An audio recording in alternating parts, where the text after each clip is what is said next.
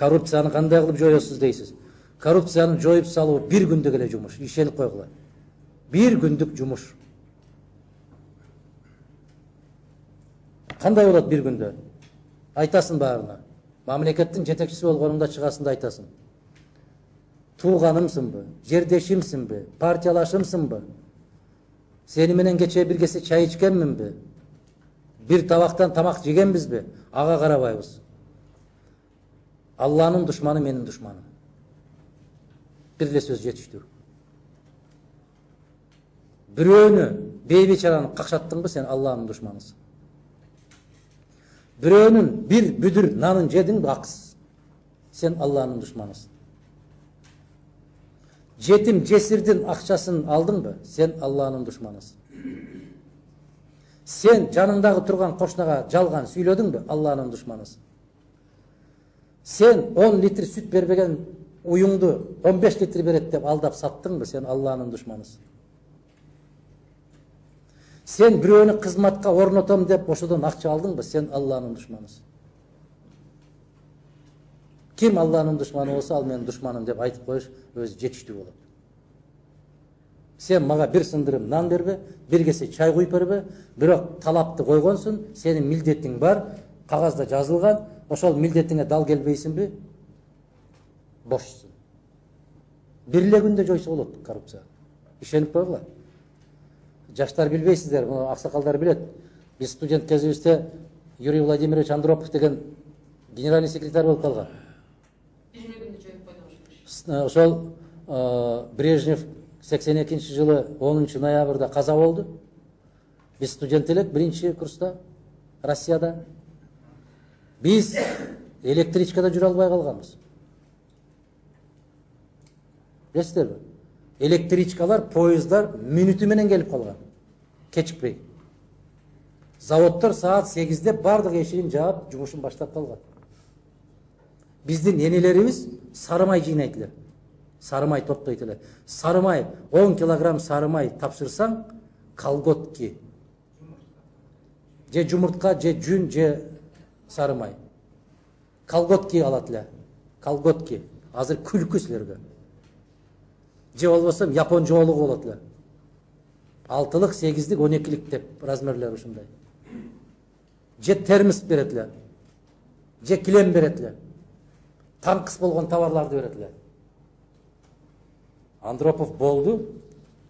Бир жумадан кийин карасаң, биздин дүкөндөргө товар батпай кетти. Килеми да турат, тебеленип, Жигули иш-комбилерди, москвичтердин бар, москвичтерди кредитке берип баштаган машиналарды. Түстүү телевизор. Түстүү телевизору бар үй өтө кадыр барктуу үй эле да. Бүгүн Дордойдо 5 контейнери бар дегендей сөз эле. Баары чыкты. Эмне экен? Товар бар экен. Аны жасалма түрдө танкыс кылып, столдун астынан сатып, үстүнө үстөк алып аткан экен. Бүгүн ошол соодагерлердин балдарынын баары миллионер болуп отурушат ал үйдө. Каяктан жыйнаган ошол акчаны? Мультимиллионерлер. Баары бирдей иштеген, баары бирдей айлык алган. Кантип аларда ашыкча акча пайда болуп калган? Ошентип ошол мезгилде эле келемиштик менен оокат кылган алар. Андропов чыгарып койду бир жуманын ичинде. Кремльден столду бир какты эле биздин Кыргызстан дүң эте түшкөн. Жетекчиден көз каранды садагалар. Бардыгы жетекчиден көз каранды. Эгер тартипти каттуу койгон болсо, ошол тартип менен кете берет. Ишенип коюңуздар. Коррупцияны жоюу ал мамлекеттик программа иштеп чыгып, анан 6 ай талкуулап, аны элге салып жасай турган иш эмес. Үйүңдө эле отуруп жасап кое турган жумуш. Бул бая демократия ойдонун чеги болуш керек да. Өткөндө жыйын өткөргөндө барып, Алыш айылында Абсамат Масариевичтин үйүнө барып, бир тууган иниси каза болду, Молла Абсатар деген. Ага кишиге кирип Куран окуп бата кылып атып, дагы бир нерсени эстедим. Ошол киши Кыргыз мамлекетинин жетекчиси болуп отуруп, барып өзүнүн колу менен шыбаган үй турат. Мен ага киши менен көп жолу бардым, көп жолу ошол короосунда жаттык. Моно ол өрүптү мен атам отургузган эле, мен бала кездеги өрүп деп. Мен ошол короого кирип, зиярат кылып, инисине бата кылып, Куран окуп чыкканым бир милдетим, экинчиден ошо кишинин баскан жерлерине дагы бир жолу басып коюп. Биринчи секретарь мамлекеттин азыркы президенттерге караганда дагы ыйгары муктар, аябай күчтүү киши, өзүнүн отпускасы чыкканда барып бриджа деп коет эле, азыр билбейсиңер жаштар. Биз билебиз, балдар билбейт азыр. Азыр булар Адидас кетти. Бриджа деген бар да, жука, абдан.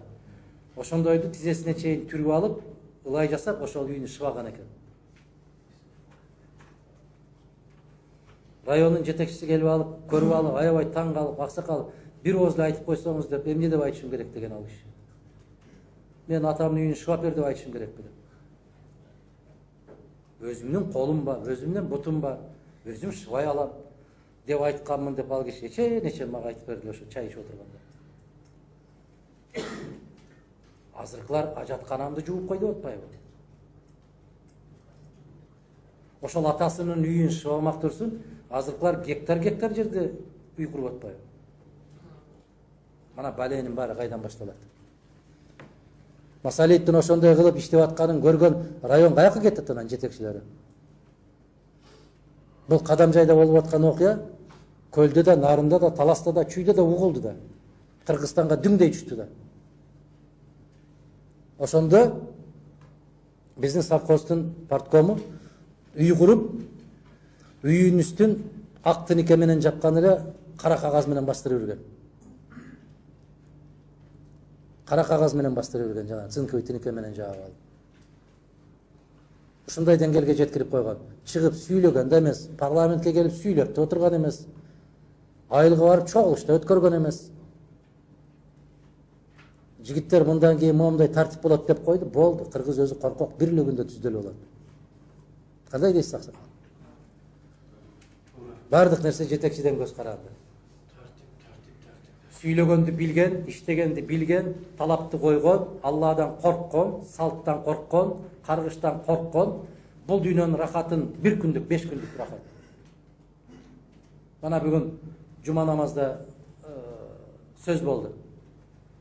1000 жыл жашаган Нух алейхиссалам. Нух алейхиссалам. Ной.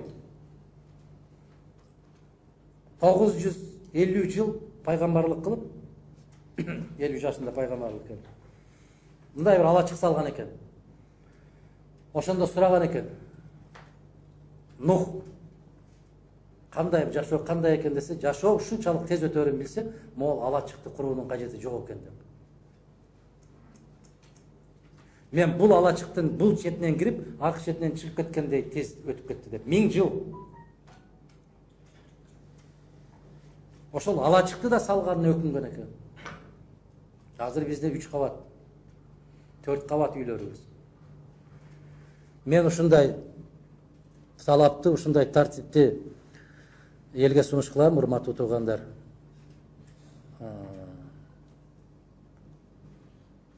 Ушундай тартип болот, Кудай кааласа, ошол күнгө Алла жеткирсе, ошону насип кылган болсо, чычкан кебек жегенден коркуп кала турган деңгээл болот. Чычкан кебек жегенден. Биринчи кезекте бул баягы ыйманды бекемдешибиз керек. Эгер биринчи жетекчиң өзү ошондой өмүр сүрсө, калгандары ошондой сүрөт. Ишенип коюңуздар. Мону ааламда ошондой 200 жыл, 300 жыл жашап, жөнөкөй майга эмес, козунун чучугун алып, ошону сызгырып, ошого тамак жасап бергендер деп өтөт. Мына Шамалды сайда кече келатканда көрөбүз, 40 даража ысык болуп атат.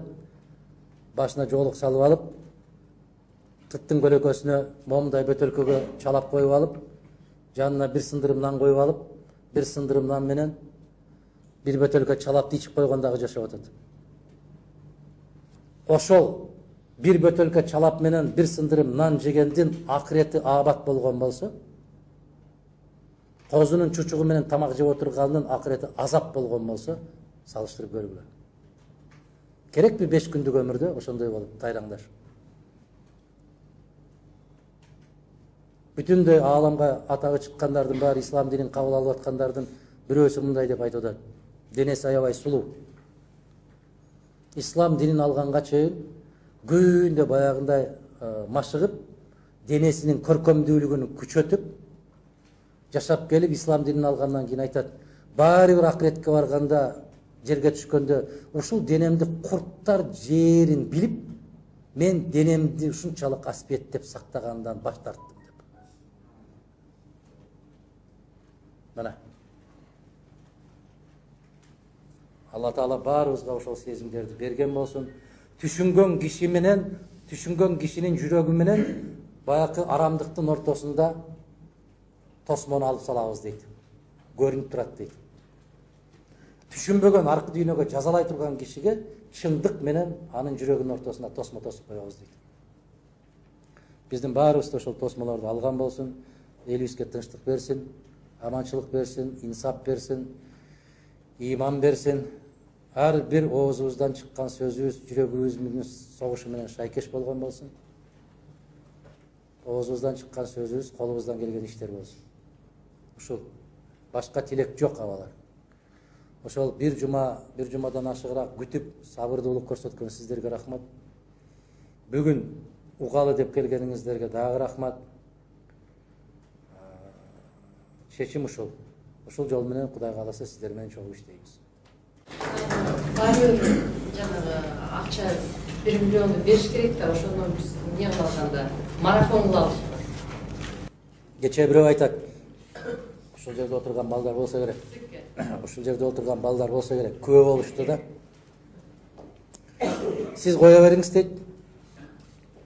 Акча өзү келет дейт. Биз 4-5 кишиге көтөрүп беребиз дейт. Мен ошону айттым мен. 4-5 киши көтөрүп алып, анан мени куурчак кылып коюп 4-5 киши мамлекетти башкарайын дейсиңер. Андай болбойт. Мен көрүп атам андай куурчактарды. Алчусын силер алып, жечүсүн силер жейсиңер да, каргышын мага тийсиңби? Кийин ошондой болот да, төртөө берет. Бирөө бул жерге барайын дейт, бирөө бул жерге барайын дейт. Анан мага бергенин 40 эселеп алышат да. Алар билет да эсебин. Кайсы жер канча турушун. Сиз ага кыжалат болбоң дейт. Мен кыжалат болбойм эмес, мен ал жолго барбайм. Бир окуя айтып берейин, ушуну менен бүтүрөлү. Бирөө аябай колунда жок киши боздоп, кыйналып, жээрге тамагы жок жатса,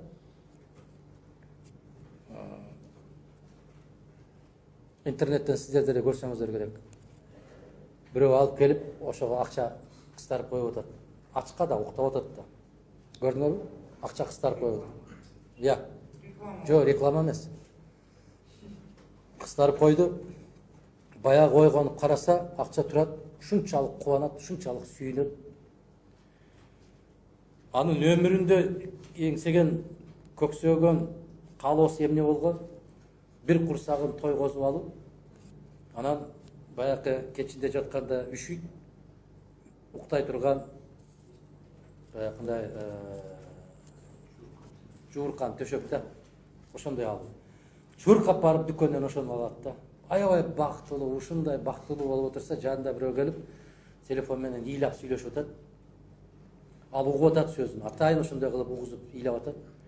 Менин балам каттуу ооруп атат, ушул дары керек болуп атат, $200 керек болуп атат. Ага акчам жок, $200 дары болбосо, балам чатак болот деп атса, жанагы угуп унчукпастан чуркап барып, дүкөнгө баягы алгандарын баарын тапшырып, $200 алып келип, баягыга берип атат. Кандай бул, сен өзүң ачкасың, сен өзүң десе, менин маселем сага караганда жеңилирээк деп. Жалаң аяк жүргөн киши ошондой. А жанынан канчалаган кишилер Бриони деген $5000 костюмду кийип алып өтүп атат.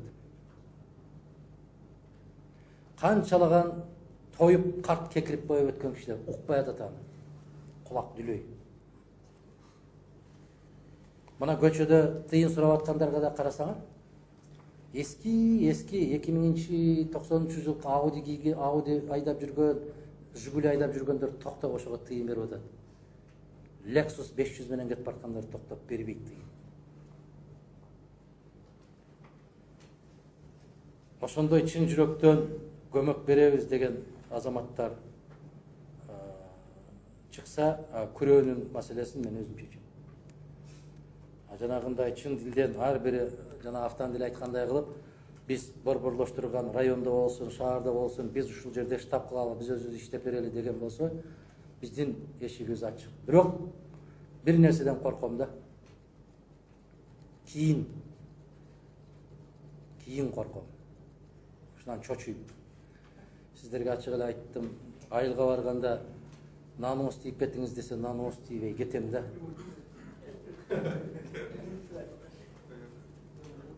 Абалар чындыгында баягы шагын сындырбай кирип, бир сындырып нанын ооз тийип, 10 миң деп чыгып кетким келет дарбазасынын алдында туруп. Бирок корком, чынын айтайын.